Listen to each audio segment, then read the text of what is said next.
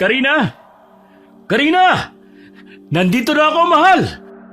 Nandito ako sa silong ng bahay. Teka lang, aakyat na ako dyan. Bilisan mo, mahal! Meron akong ipapakita sa'yo! Ano bang ipapakita mo at yung sigaw mo parang may sunog? Dinig hanggang kapitbahay eh. Pumunta ka na lang dito para makita mismo ng mga mata mo! Ano ba kasi? Ha? Romel? Kaninong sanggol yung dala mo? Mula ngayon, Karina, anak na natin ang sanggol na ito. Ha? Saan ba nanggaling ang sanggol na yan? Hindi maaaring basta ka nalang mag-uuwi ng anak ng kung sino. Baka mamaya hinahanap na yan ng mga magulang niya. Wala nang maghahanap sa sanggol na ito. Di ba gusto mo na magkaanak tayo? Oh, ito na ang sagot sa matagal na nating dasal. Oo nga, pero kanino ba talaga ang sanggol na yan? Paano napunta sa'yo? Napulot ko ang sanggol na ito habang pauwi ako. Tingin ko, sadyang iniwan na lang siya sa may kakahuyan ng kung sino man. Sigurado ka ba? Sino naman kaya walang pusong ina mag-iiwan ng anak niya sa gubat? Oo nga sabi. Tingnan mo, ang gandang sanggol. Akin na nga, ako naman ang kakarga sa kanya. Oh, ito. Dahan-dahan lang. Napakaliit niya. Baka mapisa. Oo nga, mahal ko. Parang anghel ang maamo niya mukha. Talaga bang hulog ng langit ang sanggol na to sa atin? Walang duda na para sa atin ang sanggol na yan. Kaya mula ngayon, anak na natin siya. Paano natin ipapaliwanag sa mga taga rito ang pagdating ng sanggol na to? Madali na lang yun. Pwede naman nating sabihin na anak ng pamangkin natin na namatay sa panganganak. Paano kung may maghanap sa kanya? May palagay akong wala na maghahanap pa sa kanya. Kung sakali mang meron, edi itatanggi natin. Ang mahalaga, may anak na tayo. Buo na ang pamilya natin. Sana nga, mahal, wala nang maghanap sa kanya. Ngayon pa lang alam ko na ang sanggol na to magbibigay sigla sa bahay natin. Walang pagsidla ng kaligayahan namin ng asawa kong si Romela sa pagdating ng sanggol sa buhay namin. Lalo pang nagsipag ang asawa ko sa pagtatrabaho sa bukid para maibigay ang mga pangangailangan ng anak namin. Hindi na rin ako naglalabas.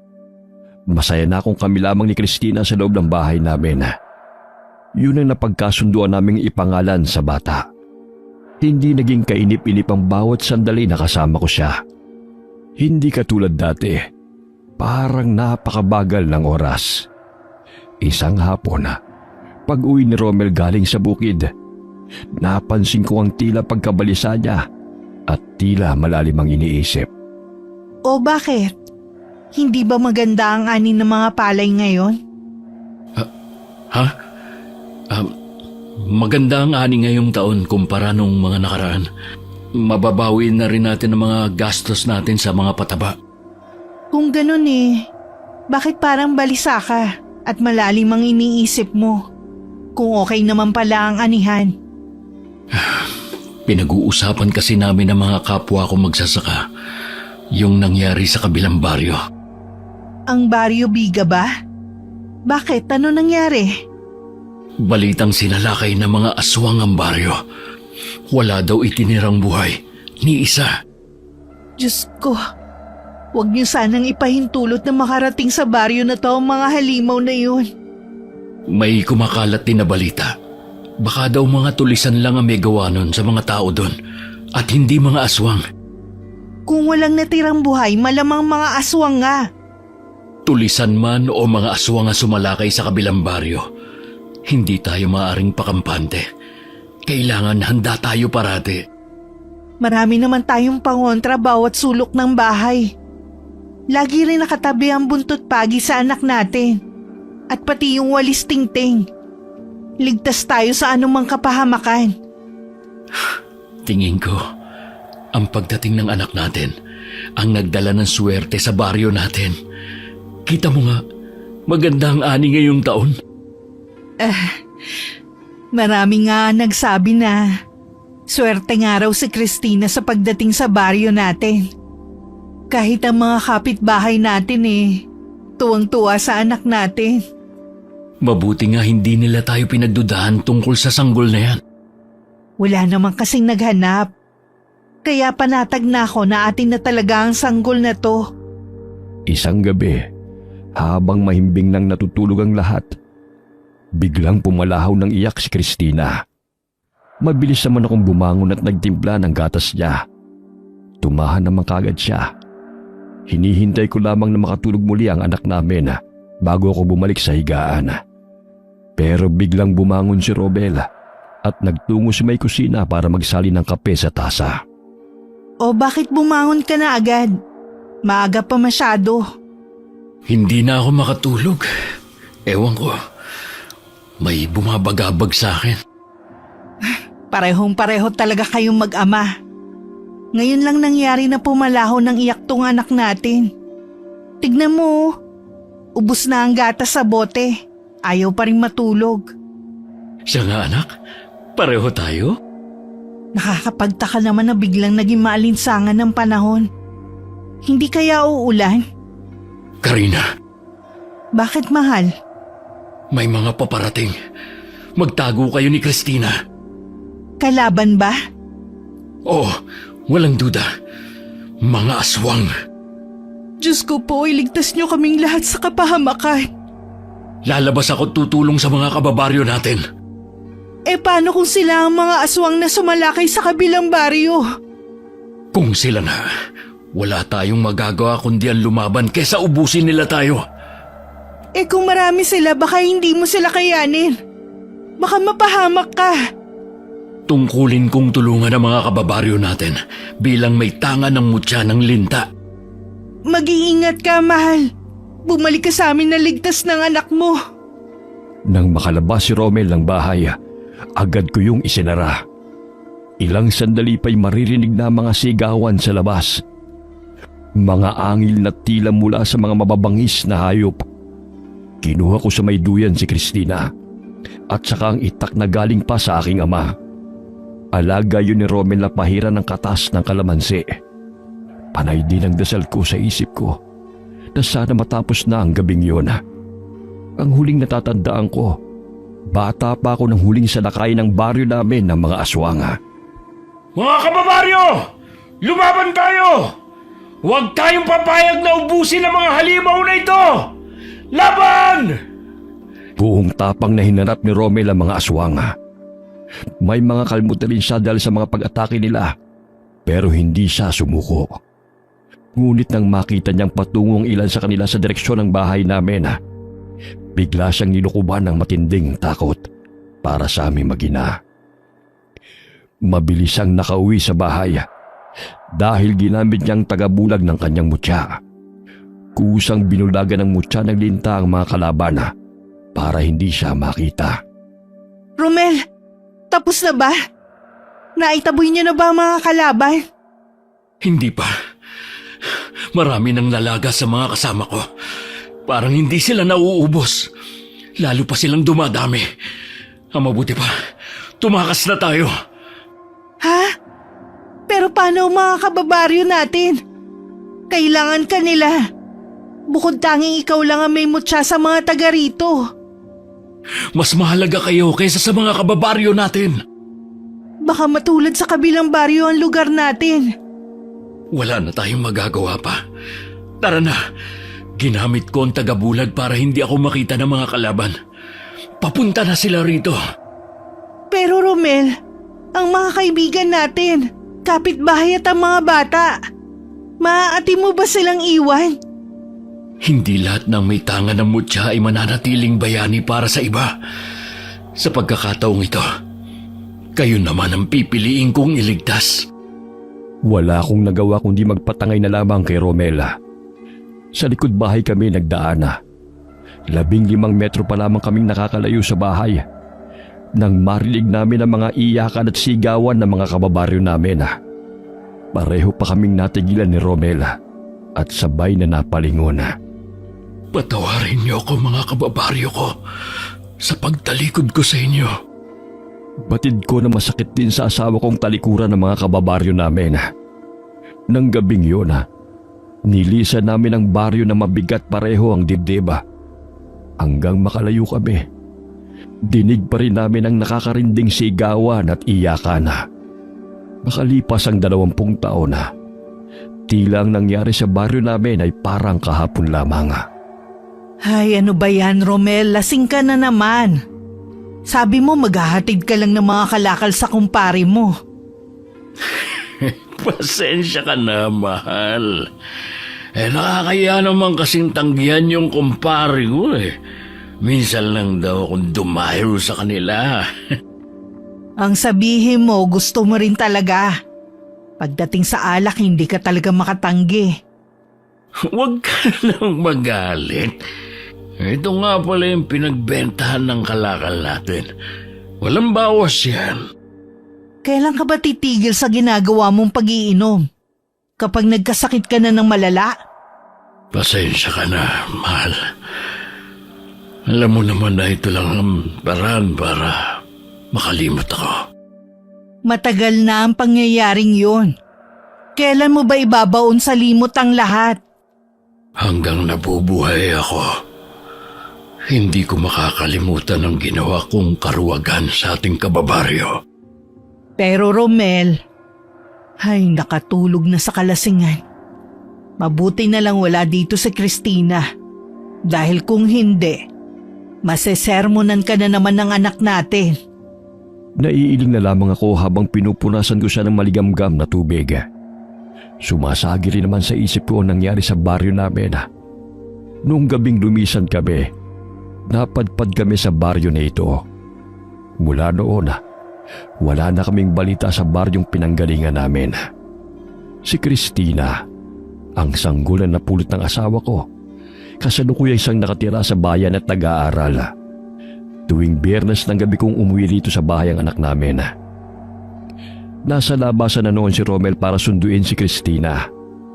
Yun kasi ang araw ng pag-uwi ng anak namin. Nagluto rin ako ng paborito niyang ulam na bopis. Kahit mahal ang sangkap at karne, basta para sa anak namin, binibili namin. Maya-maya lamang, narinig ko na ang motor na gamit na pangsundo ng asawa ko. Mano po, Nay? Bakit ginabi yata kayo ng itay mo? May dinaanan pa po kasi ako. Ganun ba? Siguradong nagugutom ka na. Nagluto ako ng paborito mong bopis. Talaga, Nay. Mapaparami na naman ako ng kain nito. Sige na, magbihis ka na muna at maghahain na ako. Sige po, Nay. O ikaw naman, Romel. Nandito na ang anak mo, ha? Kaya pwede ba, tumigil ka muna sa pag-inom mo. Oo, Nay, ikaw talaga. Tara na nga sa kusina. Nagutom din ako sa kakahintay sa anak mo eh. Bakit nga pala gabi na kayong dumating ni Christina? Dinaan pa daw niya yung libro sa bahay ng classmate. Ako na maglalagay ng mga plato at kubyertos. Alam ko namang hindi ka kakain ng bopis. Kaya meron ditong itlog na pula at kamatis. Nilagyan ko na rin ng sibuyas na Tagalog. Ayos na yan sa akin. Basta wag lang itong bopis. Ewan ko ba dito sa anak mo? Ang hilig sa mga ganitong ulam. Kung hindi bopis ang gusto, dinuguan naman. At kung ano-anong laman loob.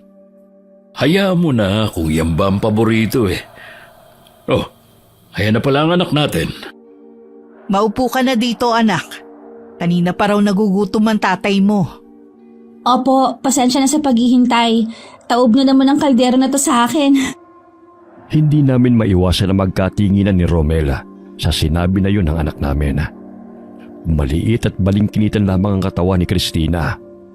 Pero labis kong pinagtataka ng lakas niya ang kumain. Pero hindi naman tumataba. Wala din siyang hilig sa gulay, kundi puro karne lamang. Tuwing hinahainan ko siya ng gulay, lagi niyang sinasabi na nangihina siya kapag yun ang ulam. Siya nga pala, Nay, Tay. May kumakalat na balita sa bayan na may aswang daw na gumagala sa mga baryo. Totoo po ba ang mga nilalang na yun? Huwag ka nga makinig sa mga ganyang usapin, anak. Kwentong kutsero lang yan. Pero Nay, mismong kaeskwela ko nagsasabi na may mga baryo daw noon na sinalakay ng mga aswang at walang itinira na buhay. Ngayon nga daw, mukhang mauulit na naman daw ang pangyayari noon. Wala namang makapagpatotoo kung talaga bang nangyari ang sinasabi mo. Pero Nay, sabi nung kaeskwela ko, mismong lolo niya nagkwento nun. Nako, wag na nga nating pag-usapan ng bagay na yan. Sige, kumain ka na lang. Wala po ba kayong alam na kwentong aswang? Bakit ba interesado ka sa mga kwentong aswang ha? Dati naman hindi ka interesado. Gusto ko lang po, Nay. Baka po meron kayong alam. Wala kong alam Hindi naman kasi ako naniniwala sa ganyan. Tama na yan, Christina. Ayokong pinag-uusapan sa harap ng hapagkainan natin ang tungkol sa aswang. Tay, wala naman pong masama kung mapag-usapan natin ang mga katulad nila, di ba? Hindi ka ba talaga mapagsabihan, ha? Hindi ka na bata para maging makulit. Romel, hindi mo naman kailangan sumigaw. Hindi mapagsabihan yung anak mong yan Pasensya na po, Tay. Sige na, Iha.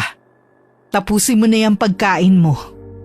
Hindi na tinapos ni Romel ang kanyang pagkain at walang imik na umalis sa pagkainan.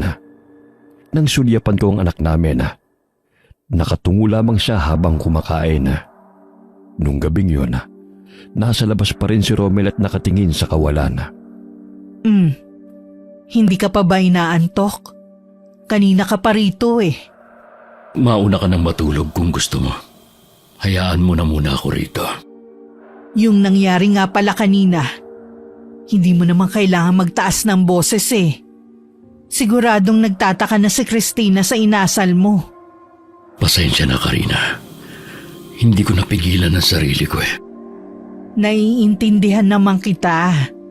Pero hindi ang anak natin. Ni minsan ba, hindi mo pinagsisihan na inampun natin si Christina? Hindi kahit kailan. Mula nang iuwi mo siya sa bahay noon, itinanim ko na sa isip ko na anak natin siya. Bakit ba sa loob ng maraming taon ngayon mo lang yan tinanong? Huwag mong sabihing nagsisisi ka na. Kahit kailan hindi. Siya ang nagbigay ng kulay sa pagsasama natin. Alam mo kung ano ang isinakripisyo ko para sa kanya. Tinalikuran ko mga kababaryo natin para sa kaligtasan ng anak natin. Alam ko naman yun. Kaya nga hanggang ngayon dala-dala mo pa rin ang bigat dyan sa dibdib mo. Iniisip ko ang sinabi ng anak natin kanina. Paano kung totoo yun? Noon pa alam na natin na totoo ang mga aswang. Hindi natin sila matatakasan. Pero pwede natin silang paghandaan. Oo, mahal. Sa pagkakataong ito, hindi na ako tatakas. Tandaan mo, lagi lang ako nandito sa tabi mo at karamay mo sa lahat ng oras. Salamat sa pagmamahal at pag-unawa mo. Mabuti pa pumasok na tayo. Kanina pa tayo kinakagat ng lamok Kinabukasan, maagang nagtungo sa gubat si Romel para mangahoy. Malapit na kasi ang tagulan, kaya nag-iipon na siya ng mga panggatong. Si Christina naman, kagigising lang ng mga sandaling yun. Kapag ganung walang pasok, hinahayaan ko lamang siya na matulog. O bakit gumising ka na agad? Hindi na po ako makatulog ulit Si tatay po. Maagan na nga hoy. Oo nga pala Iha. Pagpasensyahan mo na ang tatay mo kagabi ha. Hindi naman niya sinasadya na magtaas ng boses Hindi naman po ako galit kay tatay. Nagtaka lang po ako bakit ganun ang inasal niya kagabi. Ayaw lang niya sigurong pag-usapan ng tungkol sa mga nilalang na kung tawagin ay aswang. Ibig po bang sabihin, hindi rin kayo naniniwala? Mahirap kasing paniwalaan ang sabi-sabi ng mga tao. Wala naman kasi silang ebidensya eh. Sa bagay nga po, baka din panakot lang yun sa mga bata at sa mga mahilig gumala sa gabi. Ang mabuti pa, mag-almusal ka na. Nakahanda na sa mesa ang pagkain mo. Sige po, Nay. Bago mag alas 11 naman ay dumating na si Romela. Nasilip ko sa maliit na bintana ng kusina ang ginagawa niyang pagsasalansan ng mga kahoy. Akma na sana siyang papasok sa loob ng bahay nang biglang dumating si paring Puroy. Nag-usap sila sandali bago umalis ang lalaki. Naiwan namang natigilan ng asawa ko bago siya pumasok. Nandyan na po pala kayo, Tay. Pasensya na po sa nangyari kagabi, ha? Ako nga ang dapat humingi ng pasensya sa iyo eh. Pagpasensya mo na ang tatay ha. Ganito ata kapag nagkakaedad na. Hindi pa naman po kayo masyadong matanda. Pangako po, hindi ko na ulit babanggitin ang tungkol sa aswang. Wala namang masama kung mapag-usapan natin ang tungkol sa bagay na yan dito sa bahay. Kaya lang, ayoko lang na ipilit mo na totoo talaga sila. Hindi na po, Tay. Doon po muna ako sa kwarto. May kailangan lang po akong gawin. O sige, tatawagin ka na lang namin ng nanay mo kapag handa na ang tanghalian. Nakita ko nga pala na magkausap kayo ni paring Puroy kanina. Anong sinabi niya? Nakita daw kasi malapit sa ilog ang mga alagang hayop ng mga residente dito. Mga wala ng buhay. Akala ko ba mga kawatan ang may kagagawa ng pagkawala ng mga hayop ng mga taga rito. Bakit sa may ilog na tagpuan? Hindi rin alam ni paring Puroy eh. Kilala kita, Romel. Alam kong merong bumabagabag sa'yo. Huwag mo na lang akong pansinin. Wala lang ito. Sana lang Huwag alak ka mapagbalingan mo na naman. Akala mo yata hindi ko alam na meron kang tinatagong alak dyan. Ikaw talaga. Wala na akong maitago sa'yo. Nag-aalala lang naman ako sa kalusugan mo Alam ko naman yun Kaya lang, hindi ko na maiaalis sa sistema ko ang pag-inom ng alak. Nasa isip mo lang kasi yan. Kapag ginusto mo, magagawa mo yan. Susubukan ko sa susunod. Sa ngayon, hayaan mo na lang muna ako. Nang lumabas muli si Romela, nasundan ko na lamang siya ng nag-aalala na tingin. Binalikan ko na rin ang pagluluto ko sa kusina.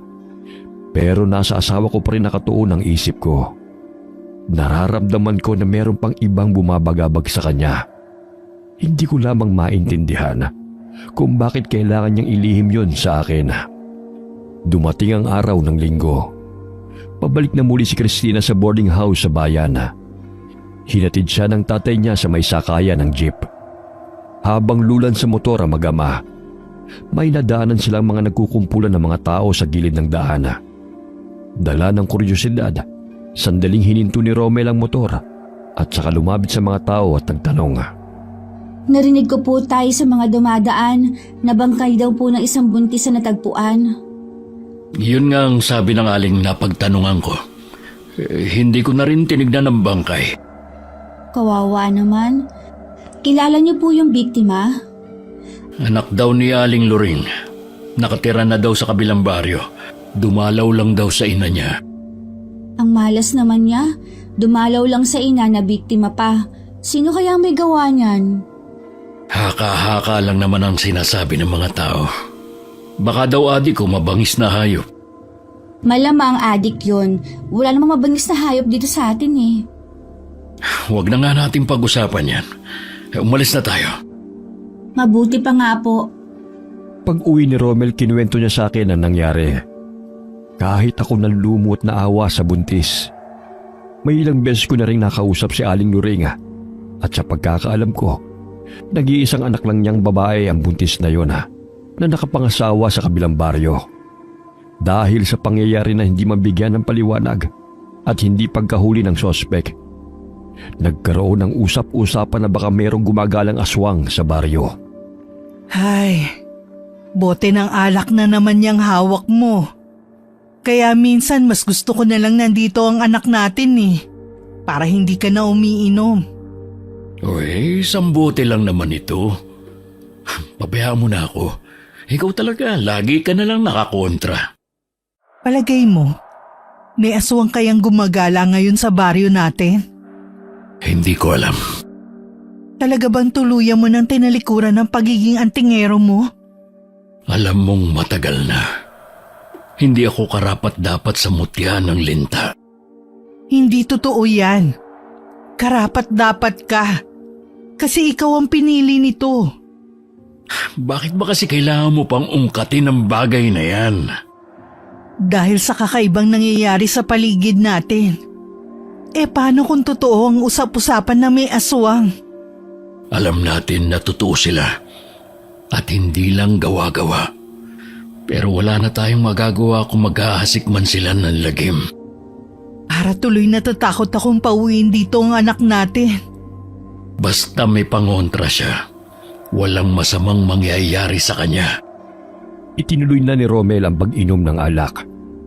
Inayaan ko na lamang siya. Alam ko namang hindi na siya mapipigilan pa. Naalala ko, bakasyon na pala ni Christina sa eskwelahan sa isang linggo. Mabuti na rin yun para tumigil muna sa pag-inom ang kanyang ama. Lingid sa amin ni Romela ng mga sandaling yun. May kakaiba ng nararamdaman si Christina noon na hindi niya may paliwanag. Bakit ba parang nag-aapoy ang aking pakiramdam tuwing sasapit ang gabi? Hindi rin mapatid-patid ang gutom ko. Konting tiis na lang, uuwi na rin ako sa amin. Habang nangangahoy si Romela, may nakita siyang usok sa di kalayuan. Dahil sa kuryosidad, lumapit siya at nakita nga niya ang isang kubo. Lumapit pa siya hanggang sa may pinto, ngunit bigla siyang napatakip sa ilong. May masangsang kasing nagmumula sa loob ng kubo. Kahit mahigit 20 taon nang nakakalipas, kabisado pa rin niya ang ganong amoy. Nang walang makita sa paligid ng kubo, umuwi na siya ng bahay. Ano ka mo? Isang kubo sa gitna ng gubat? Sino naman kaya ang titira sa ganun lugar? Malamang aswang. Nagbibiro ka ba? Hindi. May aswang nga talaga. At siya ang pumapaslang sa mga tao dito sa atin. Kailangan natin sabihin ang nakita mo sa kababaryo natin. Hindi maaari. Baka hindi nila tayo paniwalaan. Anong hindi? Maraming alagang hayop ng mga residente ang namatay. Pangatlo na yun natagpo ang kahapon. Tapos sasabihin mo baka hindi tayo paniwalaan? Sige, sabihin mo. Bahala ka. O ano na yung hawak mo? Alak na naman sa katanghaliang tapat. Lumakad ka na at sabihin mo sa kanila nakita kong kubo sa gitna ng gubat. Wag na nga. Baka nga hindi nila ako paniwalaan kapag sinabi kong ikaw ang nakakita.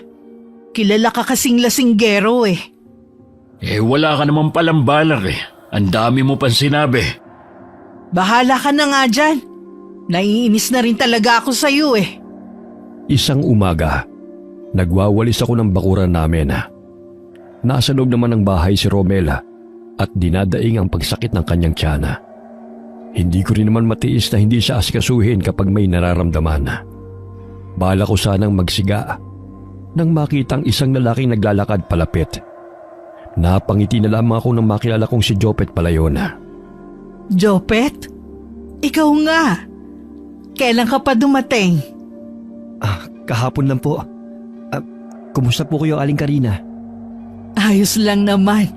Bakit hindi mo kasama ang tatay mo? May pinuntahan po sila ni Nanay sa bayan eh. Si Mang Romel po at Christina. Nasa bayan pa si Christina. Sa makalawa pa ang uwi niya. Si Romel naman nasa loob. Masama ang pakiramdam. Ang tigas kasi ng ulo eh. Sige pa rin ang inom ng alak. Gusto ko po sana kayong makausap ni Mang Romel. Tungkol saan ba ang sasabihin mo? Magpapaalam po sana ako kung pwede manligaw kay Christina. Yun lang ba? Wala namang problema sa akin. Siguradong ganun din kay Romel. Kaya lang nag-aaral pa ang anak namin. Gusto kasi namin na makatapos muna siya. Handa naman po ako maghintay. Ayoko rin po na maging hadlang sa pangarap niya makatapos.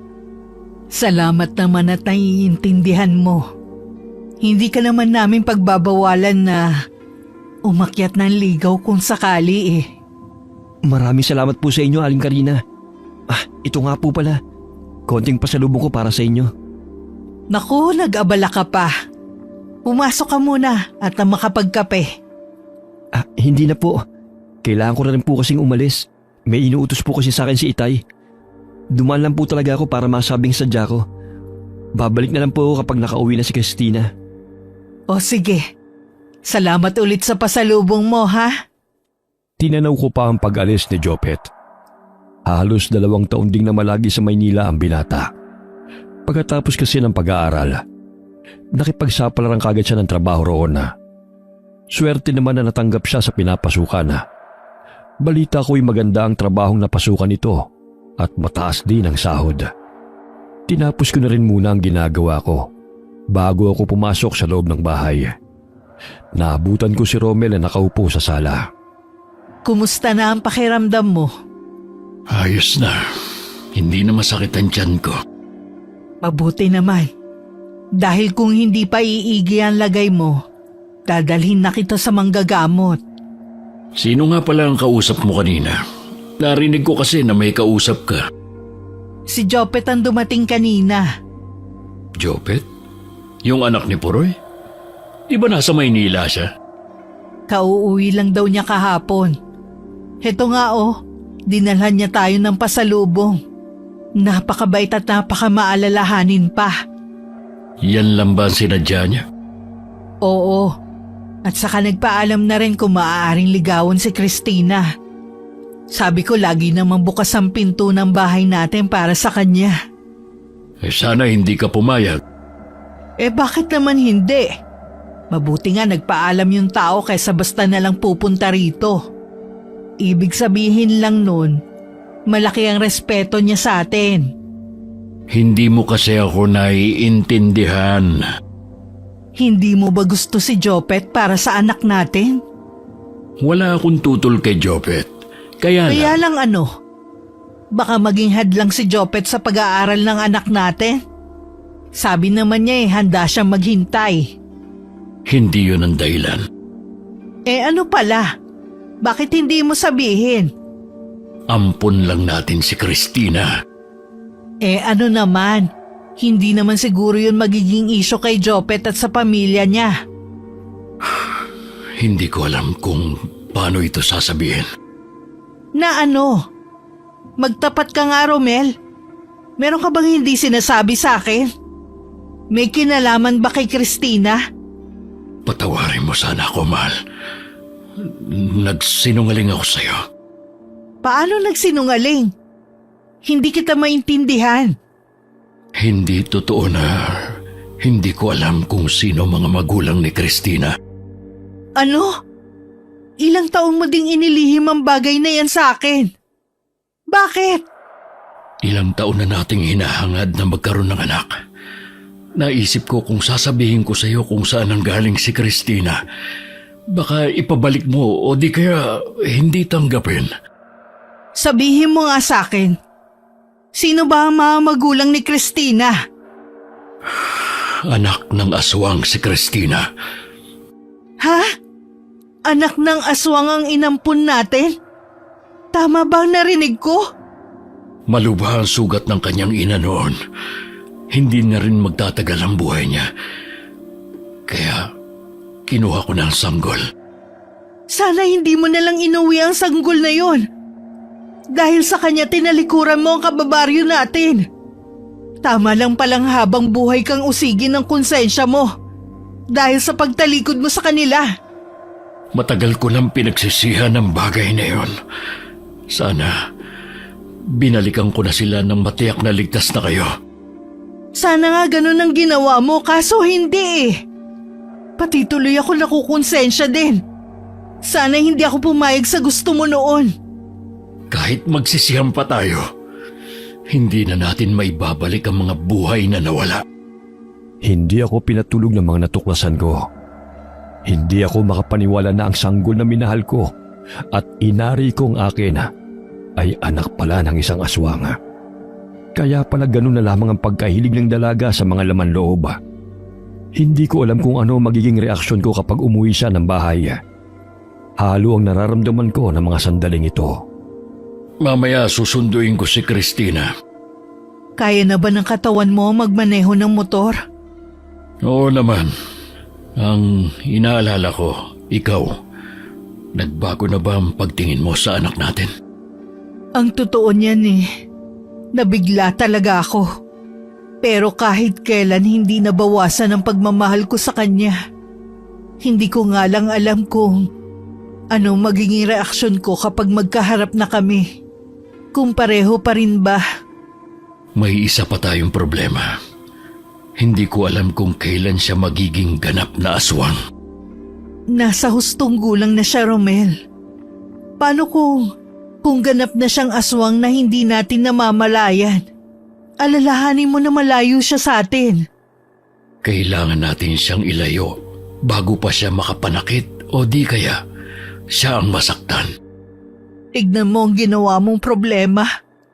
Sana naisip mo ang bagay na to noon.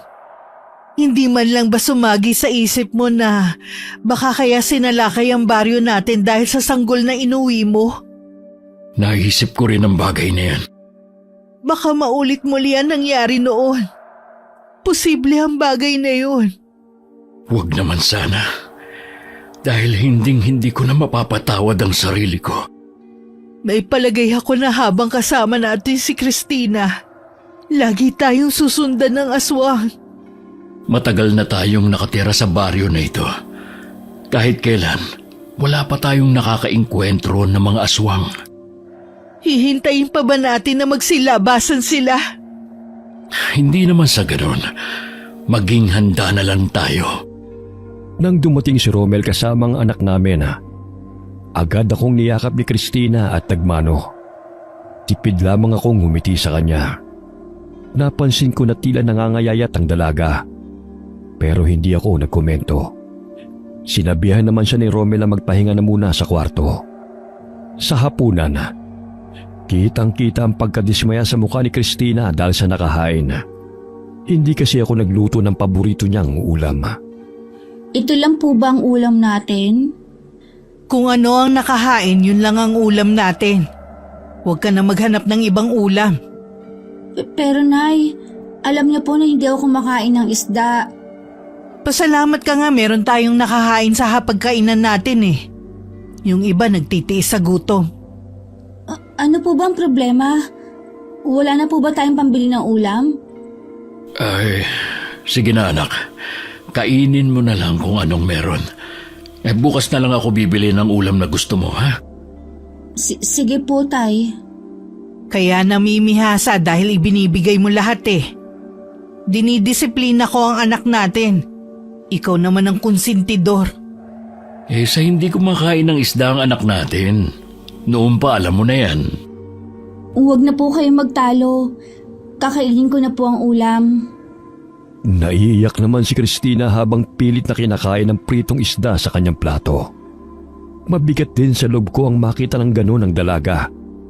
Pero naguguluhan din ako ng mga sandaling yun.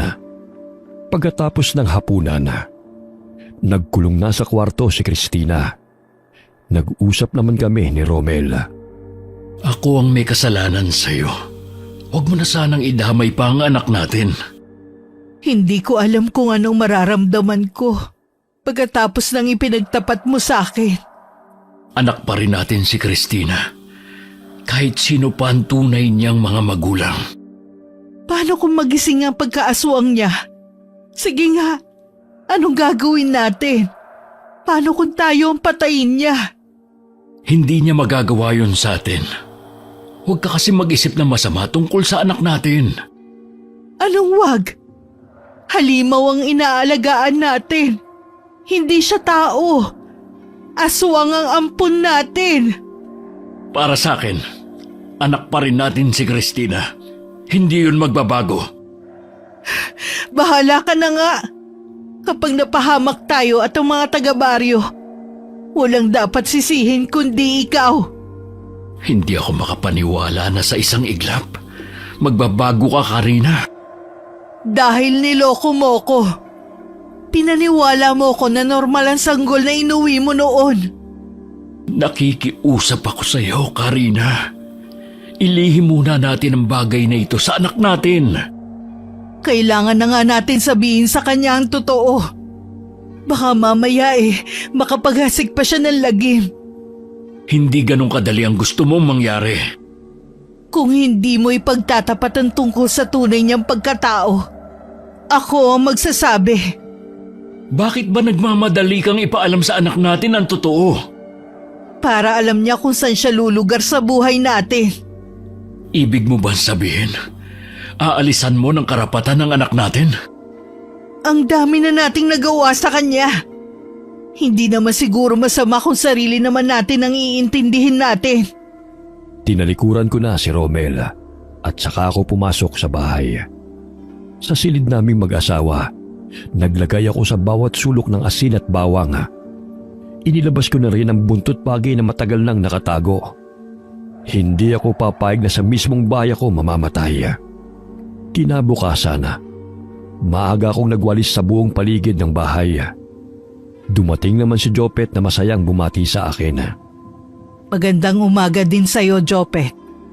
Itatanong ko po sana kung dumating na po si Christina. Oo, kahapon pa. Kaya lang hanggang ngayon tulog pa rin. Ah, ganun po ba? Ipagpapaalam ko po sana siya kung pwede ko siyang isama sa ilog ngayon. Kasama po namin yung 2 pinsan ko. Siguro sa ibang araw na lang. Tulog pa nga kasi Nakakaya naman kung maghihintay ka ng matagal. Madalas kasi tanghali na siya bumabangon. Ah, ganun po ba? Sige po, sa ibang araw na lang po. Aalis na po ako. Pakisabi na lang po na galing ako dito. Teka lang, Jopet. May tatanong sana ako sa'yo. Ano po yun? Seryoso ka ba sa panliligaw mo kay Christina? Opo, Aling Karina. Isa nga po sa dahilan ng pag-uwi ko dahil gusto ko siyang ligawan. Payon lang naman to. Gusto ko lang naman na mapabuti ka. Kung ako sa'yo, humanap ka na lang ng ibang babae. Wag na si Christina. Wala ka namang mapapala sa kanya Masasaktan ka lang sa huli. Aling Karina, bakit po kayo ganyan magsalita? May nangyari po ba kay Christina? Wala. Ikaw lang ang inaalala ko. At ang pamilya mo. Pasensya na po pero hindi ko po kayo mapagbibigyan. Kung mismo si Christina po magsasabi niyan, maluwag ko pong tatanggapin. Sana hindi mo pagsisihan ang naging desisyon mo. Napakuyom na lamang ako ng kamao ko nang maglakad na palayo ang binata. Iniisip ko kung paano ko siya makukumbinsi na layuan na si Christina. Tanghali na noon, hindi pa rin lumalabas ng kanyang silid si Christina. Kaya naman pinuntahan ko na siya. Napasukan ko siya na nakahiga pa rin pero gising na. May hawak siyang libro na nabitiyon pa niya nang bigla akong pumasok. Yan na lang ba ang gagawin mo kapag uuwi dito sa bahay, ha? Pasensya na po, Nay. Kagigising ko lang po kasi, kaya naisipan kong magbasa muna. Lumabas ka at tulungan mo ko sa kusina. Sumunod ka na. Nay, teka lang po. Bakit? May sasabihin ka? Bakit po kayo biglang nagbago? May nagawa po ba akong mali? Wag mo na nga akong dramahan Hindi dyan. po ako nagdadrama. Nasasaktan po ako sa ipinapakita ninyo sa akin. Sabihin niyo po kung may nagawa ba ako sa inyo para magalit kayo ng ganyan. Ang mabuti pa ang tatay mo ang tanungin mo. Teka lang po, Nay. Hindi ko na pinansin ang pagtawag sa akin ni Christina. Dinig ko pa sa likod ng pinto ang mahina niyang pag-iyak. Parang dinudurog naman ang puso ko. Pero bigla ko ring pinalis ang ganoong damdamin. Mag-isa lamang ako nung kumain ng tanghalian. Nasa kabilang baryo kasi noon si Romela at si Christina naman ay hindi na lumabas ng kwarto. Pag-uwi ni Romel nung hapon, agad siyang kinausap ni Christina. Pagpasensya mo na lang ang inay mo. Huwag kang mag-alala. Kakausapin ko siya. Sa inyo ko nga daw itanong ang dahilan kung bakit siya nagbago. Pakiusap, anak. Huwag mo muna akong tanungin sa ngayon. Hindi pa ito ang tamang oras. Mabuti pa sigurong bumalik na lang ako sa bayan. Huwag kang magpadalos-dalos sa desisyon mo, anak. Gusto ka rin namin makasama ng inay mo. Kayo po siguro, pero hindi ang inay. Ikaw na muna ang bahalang magpasensya sa kanya. Naguguluhan lang siya. Saan po siya naguguluhan? Mahirap kasing ipaliwanag sa ngayon. Sabihin niyo na po kasi. Lalo lang ako naguguluhan kung ililihim niyo pa. Kailangan muna namin mag-usap ng nanay mo at saka kita kakausapin. Marami pa sanang gustong itanong si Christina. Pero biglang dumating si Jopet. Nagliwanag bigla ang mukha ng lalaki nang makita niya ang dalaga. Nagpaalam pa ang binata kung pwedeng makausap ng sarili na ng anak namin na pinayagan naman ng asawa ko. Habang nag-uusap ang dalawa sa labas, kinumpronta naman ako ni Romel. Talaga bang hindi ka titigil, ha? Ano na naman ba ang ginawa ko, ha? Yung sinabi mo sa anak natin. Hindi natin siya anak, Romel. Nag-iilusyon ka lang. Kung nagbago na ang pagtingin mo sa kanya, ako hindi. Habang buhay ko siyang ituturing na anak. Hibang ka na nga talaga. Nang dahil sa babaeng yan, nag-aaway tayo. Dahil sa'yo kaya tayo nagkakagulo sa bahay na ito. Kung hindi ka sana naglihim, hindi tayo aabot sa ganito. Kung magkakagulo lagi tayo, kailangan mo mamili sa amin ng ampon mo. Karina, talagang papipiliin mo pa ako? Oo. Kaya ngayon pa lang magdesisyon ka na. Wala akong pipiliin sa inyo. Pareho ko kayong mahal. Masaya naman tayo nun kahit walang anak. Kung bakit ba kasi inuwi mo siya? Huwag kang ang ipokrita. Naging maligaya ka rin naman nung dumating si Christina sa buhay natin. Oo, inaamin ko. Kasi hindi ko alam na anak siya ng isang aswang. Hindi naman lahat ng aswang ay masama. Meron din namang mabubuti. Katulad ng anak natin. Napakabait at napakalambing. Kahit ano pang sabihin mo, mabigat na ang dugo ko sa kanya. Hindi na yung magbabago.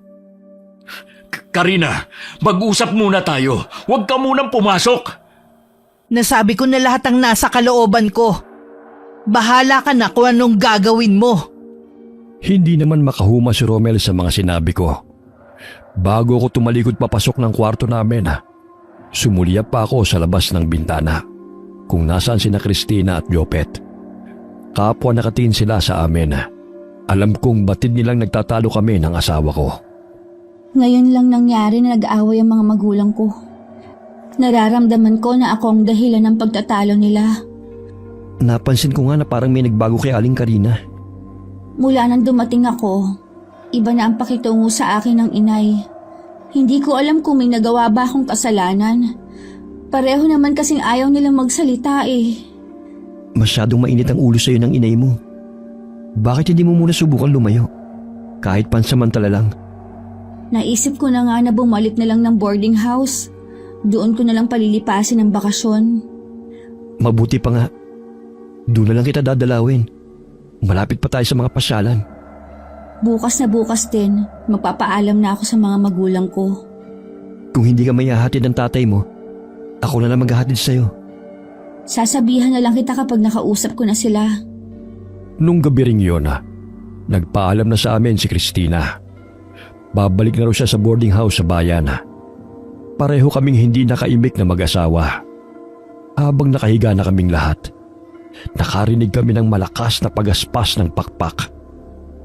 Alam kong pareho kaming nagpapakiramdaman ni Romela. Hindi rin naman nagtagal ang narinig namin. Lumayo na rin yon sa bahay. Kinabukasan, maaga akong gumising. Gising na rin noon si Romela. Ilang sandali pa lumabas na si Christina sa kwarto. Nakabihis na at dala na ang mga gamit. Saan sa tingin mo ikaw pupunta? Babalik na po ako na sa bayan. Hindi pa kami pumapayag ng tatay mo na umalis ka. Payagan niyo na po ako, Nay, Tay. Kaysa naman po nag-aaway kayo ng dahil sa akin. Hindi ka na babalik sa boarding house at hindi ka na rin mag-aaral. Ho? Bakit naman po, Nay? Wala na kaming pampaaral sa'yo. Nay, wag naman po. Gusto ko pong mag-aral. Alam niyo pong pangarap ko makapagtapos. Anong gusto mo? Magpakakuba ang itay mo sa pagkayod para lang makapag-aral ka? Baka bago mo pa mahawakan ng diploma mo eh. Pantay na ang 2 paa ng tatay mo. Magtatrabaho po ako habang nag-aaral. Huwag niyo lang po akong patigilin. Hindi ka ba talaga nakakaintindi? Hindi ka na mag-aaral. Kung magtatrabaho ka man para tumulong sa gastusin dito sa bahay, hindi para pang tustos sa pag-aaral mo. Christina, Hayaan mo siya, Romel. Huwag mo siyang susuyuin. Buo na ang pasya ko. Hindi na siya mag-aaral. sa tagal ng pagsasama natin, ngayon ko lang nakita ang totoo mong ugali. Bakit ba lagi na lang ako ang lumalabas na masama sa'yo, ha? Ikaw naman talaga eh. Bakit kailangan mong baguhin ang trato mo kay Christina? Alam mo ang dahilan ko. Pwes, hindi ka tanggap-tanggap ang dahilan mo. Romel, saan ka pupunta? Bumalik ka rito. Lahat na lang tinatalikuran ako. Mula nang malaman ko ang totoong pagkatao ng ampo namin, tila ang masayang pamilya na binuo namin ay naglaho ng parang bula. Mahal ko naman ang mag-ama ko, pero natatalo ko ng takot at pangamba sa pwedeng mangyari sa mga susunod na araw. Kahit ilang beses na nagmakaawa sa akin si Christina, hindi ko pa rin siya pinagbigyan sa gusto niya. Madalas lamang siyang nagkukulong sa kwarto niya. Alam ko na masama ang loob niya sa akin. Huwag kang magmukmuk dyan sa kwarto. Tumulong ka naman sa gawaing bahay. Opo, Nay. Bukas po ako na lang ang maglalaban ng mga damit natin. Mabuti naman kung ganon. Ilang araw na rin kasing sumasakit ang likod ko. Gusto niyo po bang hilutin ko kayo mamaya bago matulog? Sige nga, baka sakaling mawala ang pananakit. Sige po. Nay! Sino po yung matandang nakatingin dito? Aba, hindi ko kilala. Ngayon ko lang siya nakita. Hindi po kaya dayo lang siya dito sa baryo natin? Malamang. Ang mabuti pa, magsara na tayo ng pinto at bintana. Hindi ko alam kung anong oras na naman darating ang tatay mo. Baka umiinom na naman yun. Sige po, Nay. Ako na lang po ang bahala sa may kusina. Hindi mawala-wala sa isip ko ang itsura ng matandang babae. Natitiyak kong hindi siya taga rito. Bigla akong kinutuban ng masama. Naglagay ako ng mga bawang sa lahat ng bintana. Nagsaboy din ako ng mga asin sa sahig hanggang sa mga kwarto. Nagtataka naman ang tingin sa akin ni Christina. Nay, para saan po ang bawang at asin? Ha? Pantaboy sa mga aswang. Aswang? Akala ko po ba hindi kayo naniniwala sa kanila? Ay, nagsinungaling kami ng itay mo sa'yo. Naalala mo yung sinabi mo dati? Tungkol sa baryo na sinalakay ng mga aswang noon at walang itinira. Isa ang baryo namin sa sinalakay noon. Pero sabi niyo walang nakaligtas. Paano kayo nakatakas? Dating antingero ang ama mo. Kaya madali tayong nakatakas noon. Sanggol ka pa lang kaya hindi mo alam. Sa palagay niyo po, merong aswang sa paligid? Yung matandang babae kanina. Hindi maganda ang kutob ko sa kanya. Nay, ano pong gagawin natin? Paano kung tama po ang kutob ninyo tapos pasukin tayo dito? Huwag ka matakot, Iha. Hindi siya basta-basta makakapasok dito. Maraming pangontrang nakapalibot sa buong bahay. Sana dumating na si tatay. Mas kaya niyang lumaban kumpara sa atin. Ewan ko ba dyan sa tatay mo? Kung kailan kailangan natin siya, hindi naman umuwi rito. Ano po kaya ang pinagkakaabalahan ng itay at malimit siyang umalis? Hindi ko alam sa tatay mo. Hindi naman siya kasi nagsasabi sa akin eh. Lingid pala sa aming kaalaman. Nasa gitna ng gubat sina Romel at paring Puroy. Noon pa kasi nila pinaghihinala na aswang ang nakatira sa kubo na yon. Ngunit wala silang nadatna ni bakas ng aswang. Wala silang kaalam-alam na ang hinahanap nila ay kasalukuyang nasa bubungan ng bahay namin. May tao po yata sa taas ng bubungan. May naglalakad po. Hindi yun tao. Huwag kang lalayo sa tabi ko. Opo, Nay. Kung sino ka mang nasa taas ng bubungan ng bahay namin, mas makakabuti kung aalis ka na. Hindi ka sasantuhin ng hawak kong buntot page.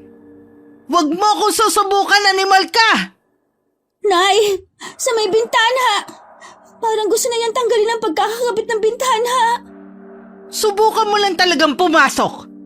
Dito na kita sa loob ng bahay tatapusin! Di po ba madalas buntis sa binibiktima ng mga aswang? Oo, pero hindi sa lahat ng pagkakataon. Nay, ayun na naman siya. Napayakap na lamang sa akin si Christina dahil sa matinding takot. Nang marinig namin ang nakakakilabot na ungol na nagmumula sa nilalang sa labas. Nangangatog na rin ako sa matinding takot. Pilit ko lamang nilalabanan ang nararamdaman ko. Umakbang ako palapit sa may pinto. Nang maalala ko na wala nga pala yung pangontra. Kinuha ko ang garapo ng asin at sinabuyan yon. Maririnig sa labas ang ungol ng aswang na tila nasaktana. Makalipas lamang ang ilang oras, tumahimik na rin ang paligid. Nagkatinginan na lamang kami pagkatapos. Lumahimik na po, Nay.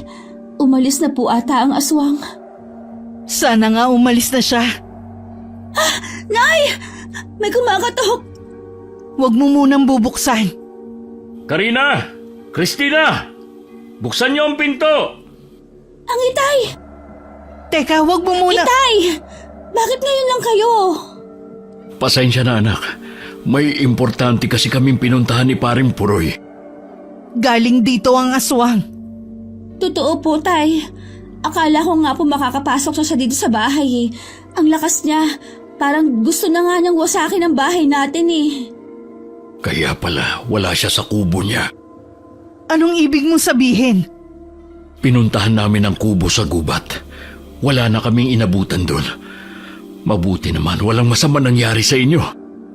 Ang tapang po ng inay. Samantalang ako takot at takot. Siyempre, hindi ko hahayaan na may masamang mangyari sa iyo, anak. Dadaan muna siya sa ibabaw ng aking bangkay. Mukhang nag-iba na ang ihip ng hangin Patawarin mo ko, anak. Kung naging malupit ako sa iyo nitong mga nakaraan. Kanina na pagtanto ko mahal na mahal kita. At natakot ako na baka may mangyaring masama sa iyo. Hindi po ako galit sa inyo. Siguro po may kaunting tampo. Sana po, balang araw malaman kong ikinagagalit ninyo sa akin. Salamat, anak. At hindi ka nagtanim ng galit sa akin. Mayroon kaming kailangan sabihin sa iyo. Pero hindi pa ito ang tamang panahon. Makakapaghintay naman po ako. Ang mahalaga po sa akin, okay na po tayo. Masaya na ulit ang pamilya natin. Salamat, anak. Tama talaga ang pagpapalaki namin sa'yo. Napakabait mo. Para akong nabunutan ng tinik pagkatapos ng gabing yun. Bumalik na rin sa dati ang relasyon naming mag-ina. Walang pag-aalinlangan na tinanggap ko na si Christina bilang anak ko. Kahit na may dugo pa siyang aswang. Mas matimbang pala ang pagmamahal ko sa kanya at ilang taong pag-aalaga kesa malaman ang lihim ng pagkatao niya. Sabi ng nakausap kong albularyo, hanggat hindi na ipapasa ang perlas na itim, hindi magiging ganap na aswang si Christina. Sa palagay mo kaya yung matandang aswang na yun may kaugnayan sa anak natin? Posible. Maaaring natuntun niya ang kinaroroonan ng anak natin. Kailangan nating protektahan si Christina. Hindi dapat makalapit ang matandang yun sa kanya. Bantayan mo siyang maigi kapag wala ako. Tinutugis na namin ni Paring Puroy ang aswang. Masyado lamang siyang mailap. Huwag kang mag-alala, mahal. Ako ang bahala sa anak natin. Kapag nawala na ang aswang na yon, matatahimik na uli ang buhay natin. Sana nga, mahal. Nakakaawa rin kasi ang mga biktima niya. Sa kabila ng lahat, may ilan pa rin hindi naniniwala sa aswang. Hindi naman kasi lahat nakakita na. Kaya mahirap sa kanila ang basta maniwala. May punto ka. Kaya nga hindi kami makapagsama ng maraming tao ni Paring Puroy. Iniiwasan din kasi namin na mas lalong matakot ang mga tao. Hindi biro ang kalaban ninyo. Mag-iingat ka lagi sa mga lakad niyo ni Paring Puroy. Oo naman. Para sa inyo ng anak natin. Naging abala si Romel sa pagtugi sa aswanga na hinihinala naming may kaugnayan kay Christina. Hindi ko rin naman hinihiwalay ng tingin ng dalaga. Tinitiyak ko na kahit nasa bakuran lamang siya, ay naroon din ako. Nang araw na yun, bumisita si Jopet. Masaya akong malaman na okay na kayo ng nanay mo. Sinabi ba ng mga magulang mong dahilan kung bakit biglang nag-iba ang pakikitungo sa'yo ng nanay mo noong mga nakaraan? Sa tamang panahon daw nila sasabihin eh. Hindi ka na mapapatigil sa pag-aaral niyan. Hindi na siguro, pero naiisip ko na tumigil na nga lang sa pag-aaral. Nakukonsensya kasi akong naghihirap ang itay habang nag-aaral ako. Tungkulin ng mga magulang na pag-aralin ka, kaya hindi mo kailangan makonsensya. Bahala na. Ayoko munang pag-usapan yan. Sa bagay, matagal pa naman ang pasukan nyo. Sana yung idinudulog ko sa yung pag-ibig. Sana may sagot na bago pa ako bumalik ulit ng Maynila. Ayaw naman kitang paasahin. Hindi kasi yan ang prioridad ko sa ngayon. Handa naman ako maghintay kahit gaano katagal. 2 taon pa bago ako magtapos. Baka mainip ka. Ang tunay na nagmamahal, wala sa bukabularyo ang pagkainip. Malalaman natin kung mapapanindigan mong sinasabi mong yan. Mangako ka rin na hindi ka tatanggap na manliligaw habang nagtatrabaho ko sa Maynila. Kahit ang tumingin, hindi ko gagawin. Salamat. Alam ko na may pag-asa ako sa iyo. Hindi ko maiwasan na mapangiti habang pinagmamasdan ng dalawa sa labas ng bahay. Naalala ko kasi nung panahon na nanliligaw sa akin si Romela. Ilang gabi na rin na hindi kami ginagambala ng aswang. Kaya kahit papano'y naging panatag ako. Pinapayagan ko na rin lumabas ng bahay si Christina. Basta wag lamang siyang lalayo. Nang araw na yon, nagpaalam si Christina na may bibilhin lamang sa may tindahan. Medyo may kalayuan din yon sa bahay. Pabalik na siya nang may makasalubong siyang matandang babae na nakatakip ang mukha. Natumba yun at inilalayan ng dalaga. Ayos lang po ba kayo, Lola? Ito na po ang tungkod ninyo. Salamat, Iha. Napakabait mo naman. Saan po ba kayo pupunta? Pauwi na sana ako sa bahay. Saan po ba ang bahay nyo? Ihahatid ko na po kayo. Sa loob ng gubat ang bahay ko. Sa gubat ang bahay ninyo? Oo, Iha. Pwede mo ba akong samahan? Meron din kasi akong kailangang sabihin sa iyo. Sino po ba kayo? Hindi mo ba ako nakikilala? Kayo yung matandang nakatingin sa bahay. Kayo rin ba ang aswang? Ako, ang lola mo, Iha. Kailangan ko nang maisalin sa iyo ang perlas na itim. Kaya sumama ka sa akin. Hindi ko po kayo maintindihan. Bitiwan niyo po ang kamay ko. Hindi. Kailangan mong sumama sa akin. Ako ang tunay mong lola. Tayo na lang ang natitirang magkapamilya. Hindi na tayo magkakahiwalay pa. Hindi po totoong sinasabi niyo. Walang binabanggit ang mga magulang ko na may lola pa ako. Hindi mo sila totoong mga magulang. Ilampon ka lang nila. Ang tunay mong mga magulang ay matagal nang patay. Hindi totoo yan! Sinabi na bitiwan niyo ako eh! Ako ang lola mo. May dugo kang aswang. Para maging ganap kang aswang, ay kailangan ko na maisalin sa'yo ang perlas. Bitiwan niyo ako! Hindi ako aswang! Wala ka nang magagawa pa. Kahit anong gawin mo, hindi mo matatakasan ang katotohanan na isa kang aswang. Ang lahing pinagmulan natin ay isa sa matataas na uri ng aswang. Bitiwan mo ako! Saklolo! Tulungan niyo ako! Aswang! Sa pagpupumiglas ni Christina, nakawala rin siya sa malabakal na pagkakahawak sa kanya ng matandang babae. Mabilis siyang tumakbo pabalik ng bahay. Wala ring tigil ang pag-iyak niya habang nanginginig sa takot. Nagulat naman kami nang makita siyang namumutla sa takot. Anong nangyari sa'yo? Bakit ka umiiyak? Nakita ko po yung matandang babae. Inamin niyang isa siyang aswang. Saan mo siya nakita? Sa may daan po papunta dito. Hayop na yun. Nandito lang pala siya sa malapit. Kung saan-saan ko pa siya hinanap. Romel, mag-iingat ka. Dito lang kayo. Huwag kayong lalabas. Ano mang mangyari? Nay, meron pong sinabi yung matanda. Sabi niya, siya daw ang lola ko. Totoo bang ampon niyo lang ako ng itay?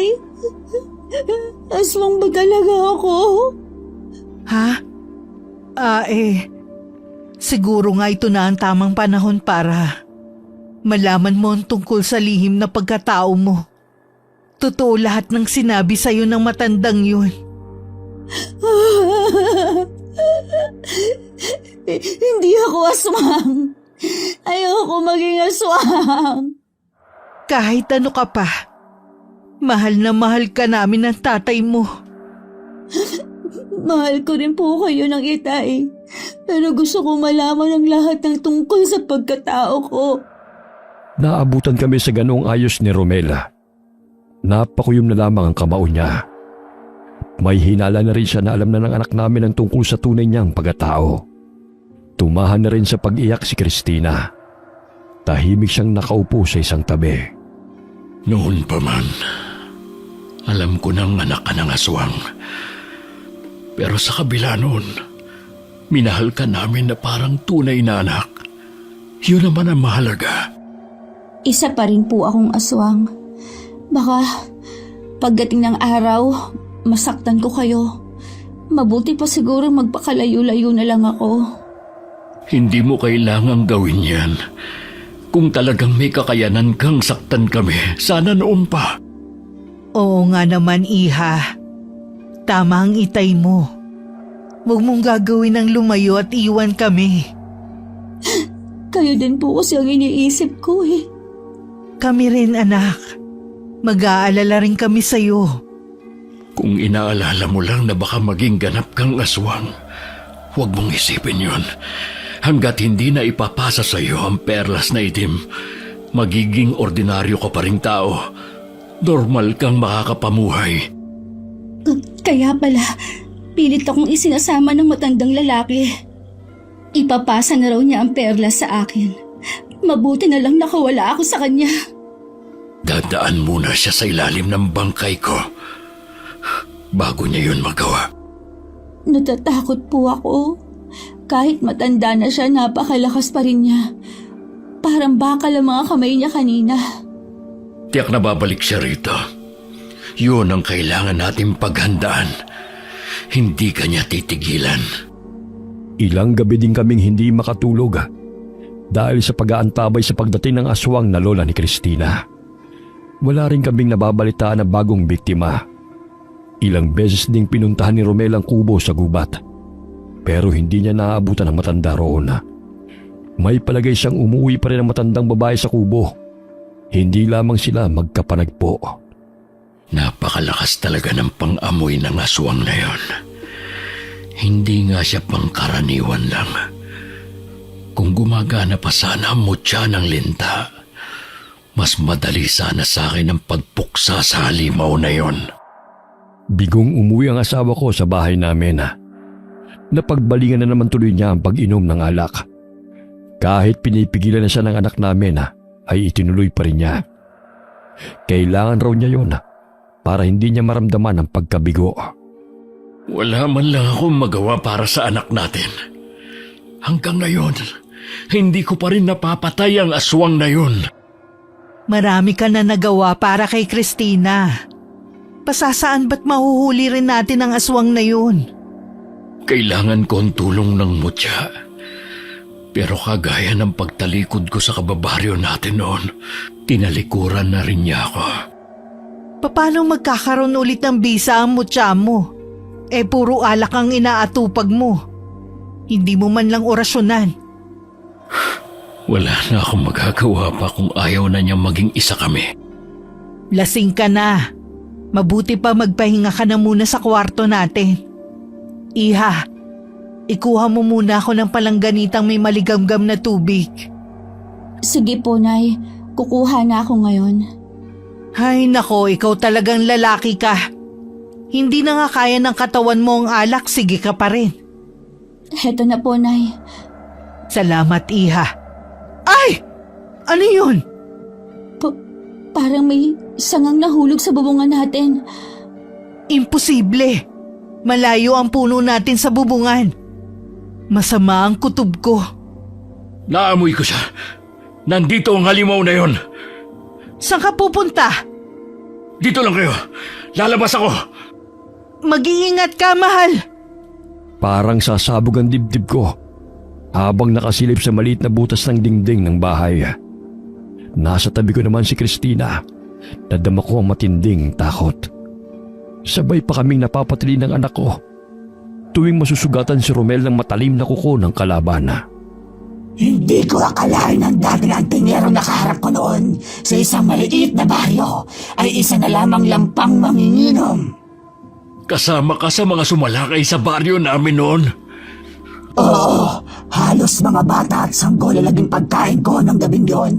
Walang kasing linamnam ang kanilang laman at dugo. Ang sama mo, hayop ka! Hindi mo ko kaya. Lalo na ngayon na wala ka ng mutya.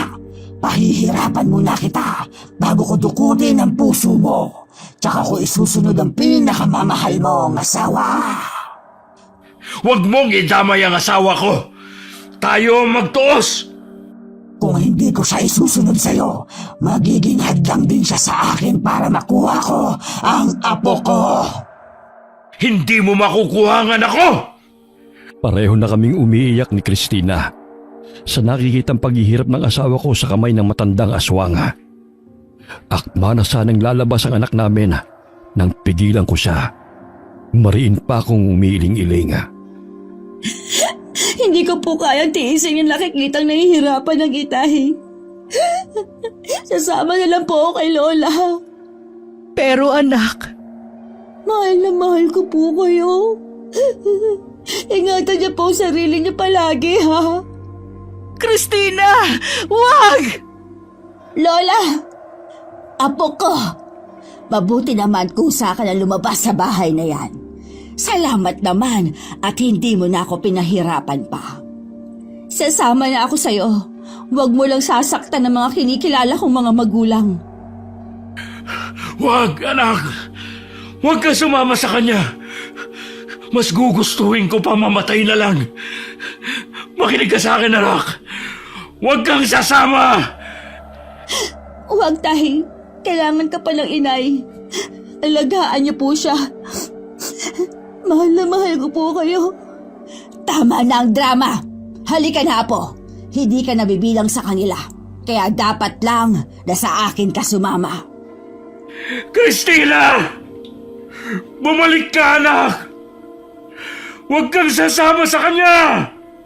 Walang nagawa ang anak namin ang akay na siya paalis ng kanyang lola. Namimilipit naman sa sakit si Romela. Napilit tumatayo para pigilan ang pag-alis ng dalawa. Pero makailang ulit din siyang bumagsak sa lupa. Tsaka naman ako lumabas ng bahay at nilapitan si Romela. Magkapwa kami umiiyak habang nakatingin sa madilim na bahagi kung saan naglaho ang maglola. Ang anak natin, Karina. Tinangay ng aswang na yun. Patawad, hindi ko siya napigilang lumabas. Awang-awa na kasi siya sa kalagayan mo. Kailangan ko silang sundan. Baka kung anong gawin niya sa anak natin. Hindi mo kakayanin dahil sa mga sugat mo. Huwag mo sayangin ang pagsasakripisyo ng anak natin kung sa huli. Mapapahamak ka rin. Hahanapin ko sila kahit anong mangyari. Oo, hahanapin natin sila kapag magaling ka na. Pumasok na tayo sa loob. Gagamutin muna kita.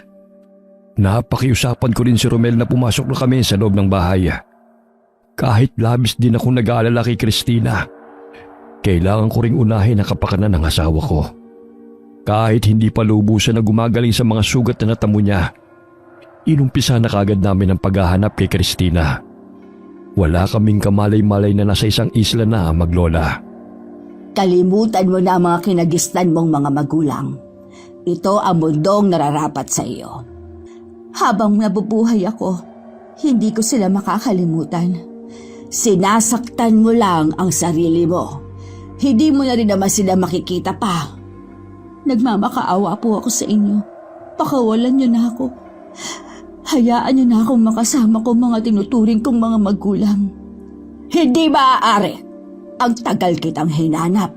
Tapos sa huli, sila pa rin ang gusto mong makasama.